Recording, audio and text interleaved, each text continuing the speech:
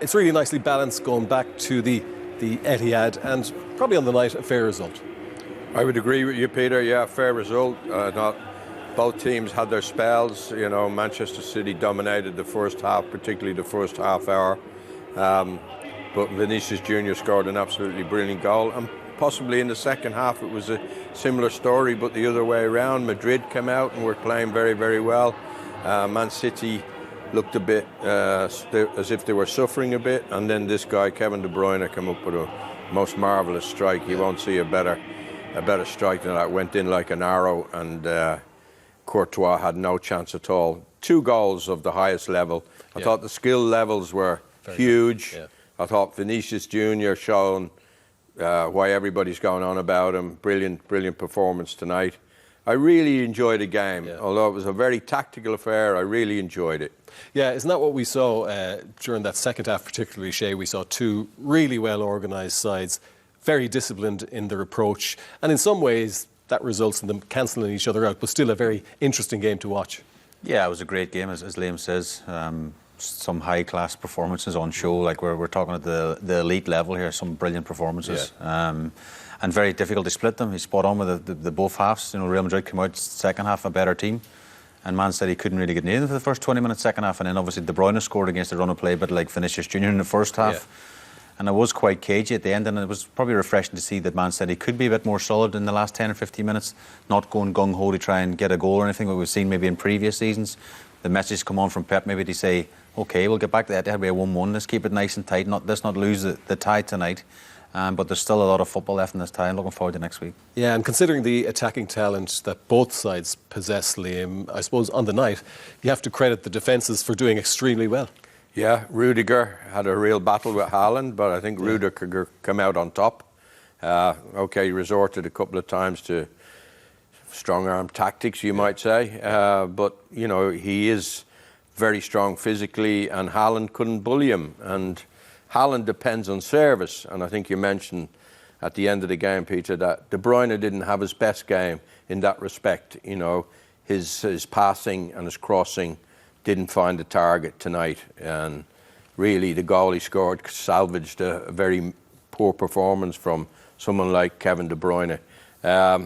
So Rudiger played very well. Alaba is very reliable. Carvajal had a great battle with Jack Grealish.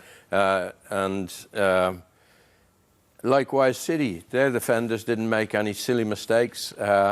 Maybe Rodri was a little bit casual in the first half. He got away with one.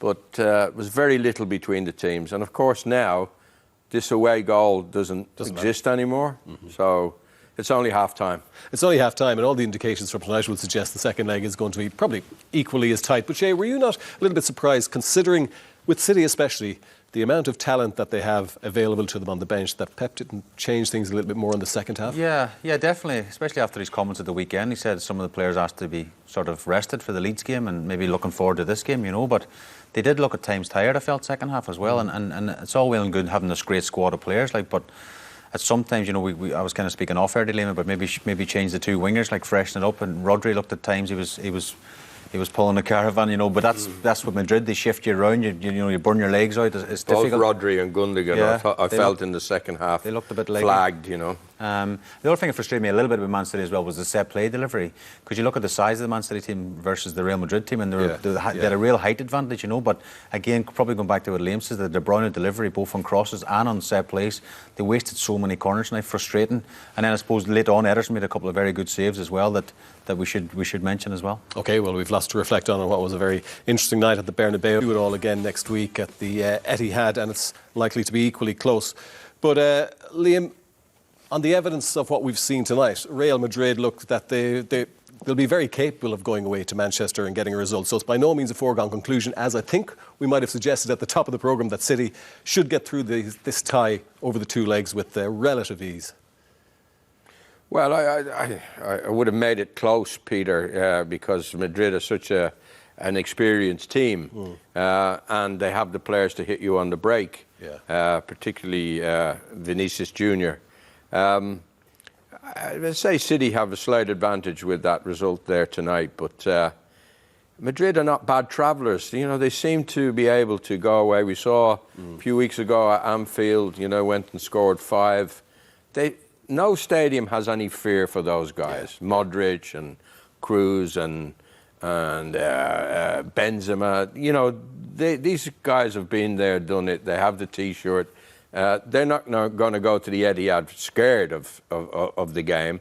So I think they're still in the tie. You know, City can't go gung-ho and just attack them, because on the break, as we'll see a bit later on with Vinicius Jr, they can create chances at any time. Yeah, and is this where, Shay, possibly the vast European experience that's within that Real Madrid squad becomes even more important? I mean, City aren't short on experience, we'll stress that.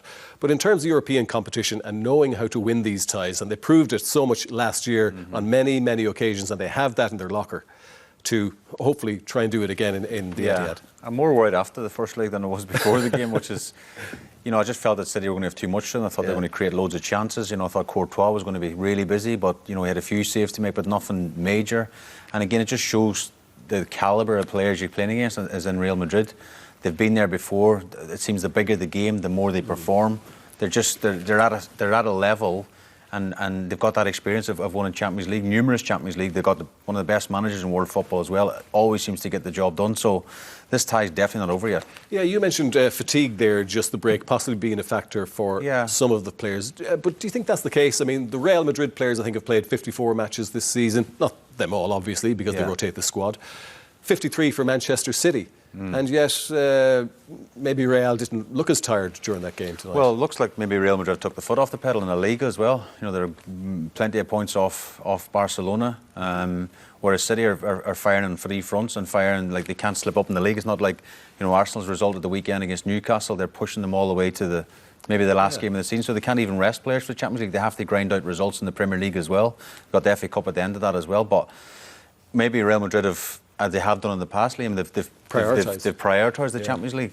Oh, absolutely. I think they've, you know, put all their eggs in the one basket, and they've forgotten about some of their league results you would never expect. You know, they've been losing to really poor teams. So I think they've had their eyes on this game for a long time, Peter. And I don't think Ancelotti would be unhappy with that result. I know he's not taking a lead there, but he knows, like I've said, the expertise is in his team.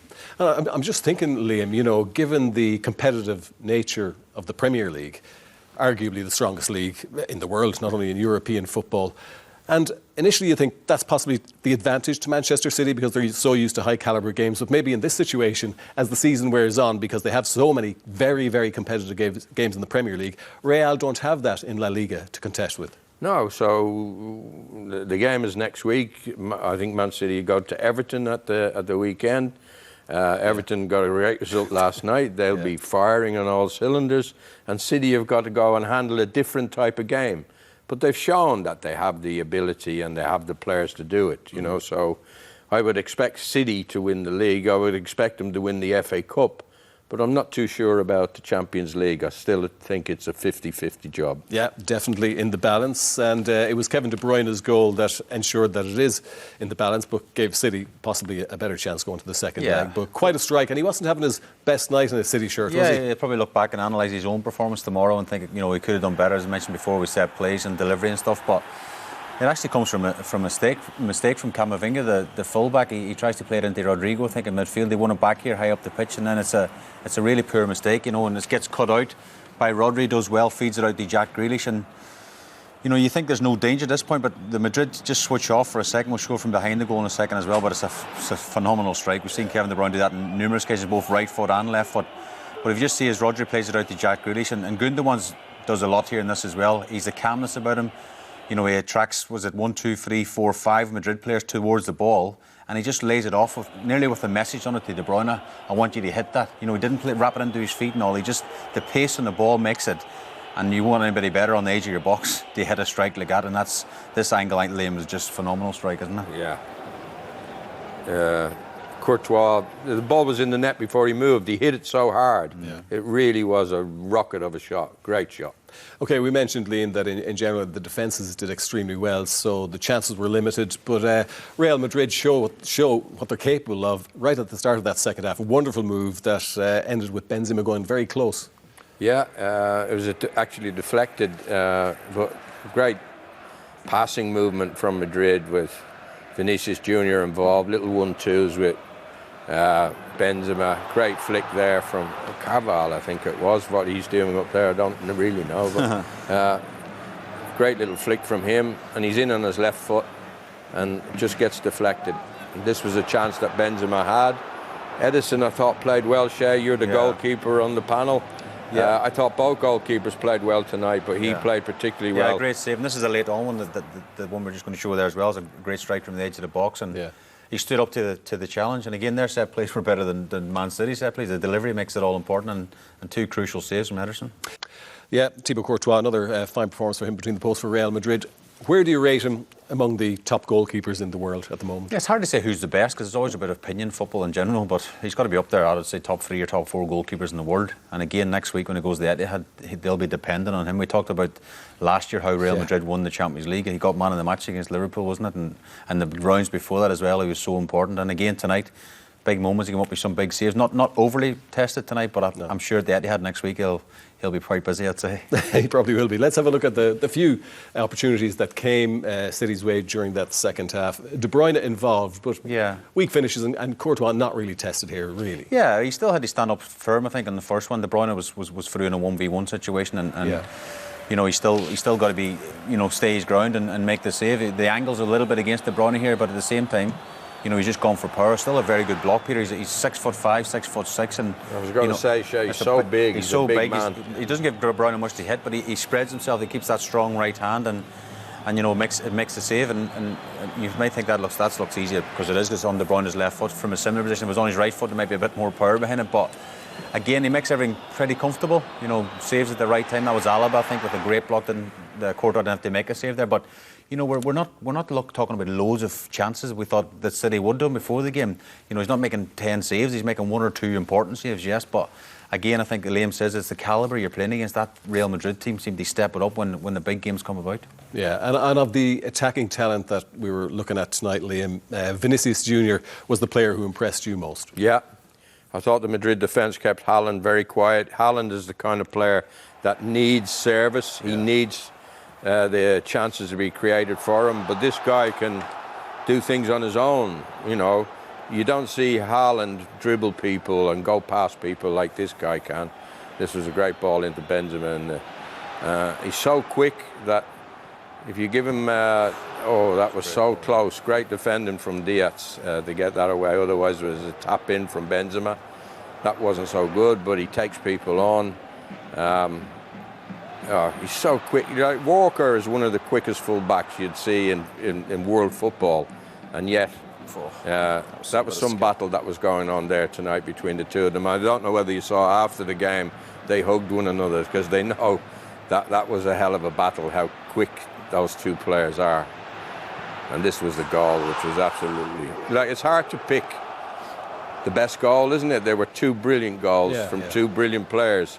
De Bruyne didn't have his greatest game tonight, but he does come up with the goods time and time again. He certainly does. Another player who didn't have his best game for City tonight was Haaland, but we've seen him have many quiet games during the Premier League season, but he can pop up out of nowhere and get a goal, but it just wasn't happening for him tonight. Why was that, Shay? Yeah, well, I think Liam mentioned already, Rudiger was really aggressive against him. He was tight against him. He didn't really give him much of a sniff, and we spoke about it before the game as a really 1v1 battle because, you know, I think Rudiger likes getting tight, he likes getting his foot in, and then he had some half chances. Again, we spoke about this at half time. It's a tough header on the angle. He didn't have so many clear-cut chances. This again, we talked about Alaba gets back and makes a block, you know, but you know, they're half chances, Peter. They're not like sitters. He's not missed any sitters tonight, and he'll probably go home tonight and look at the game and be a little bit frustrated because I said before the game, the bigger the game, it seems the bigger the performance. And again, he's not scored, so he'll be going home thinking, let's roll on next week. Let's hopefully get a performance next week, get chances and get some goals. Yeah, we talked about the supply lines to Haaland in the lead up to the match, Liam. Was this an evening where Real Madrid did a pretty good job in limiting the supply to Haaland? Yeah, all over the place. De Bruyne, I think Shay mentioned it, he'll be a bit disappointed because he had opportunities to make better deliveries at set pieces and some opportunities. Bernardo Silva, normally you rely on him to make a couple of chances. Didn't happen, did it? And Jack Grealish had a hell of a battle with Carvalho, and you'd have to say Carvalho come out on top because Grealish was pretty ineffective as well. We talked about Ancelotti's approach to tonight's game, which worked pretty well. How do you think he can approach the second leg now, Liam, going to the Etihad? Well, same story, I think, Peter. Try and keep Haaland quiet, you know. You'll have Rudiger marking him. Militao, maybe he'll come back in. They could push Alaba to left back. They've got very, very experienced defenders. Courtois, Shay describes, top goalkeeper. And depend on Modric and Benzema to do the magic on the break, and Vinicius Jr with his speed and Rodrigo with his speed. You know, it's hard to stop that team from scoring, isn't it? Yeah. I think City may have to score 2 or 3 to win the tie. Yeah, so the question is, Pep, the master tactician, how does he change things? Because, as I mentioned earlier, I was a little surprised that, given the strength of the bench, he didn't change things in the second half tonight.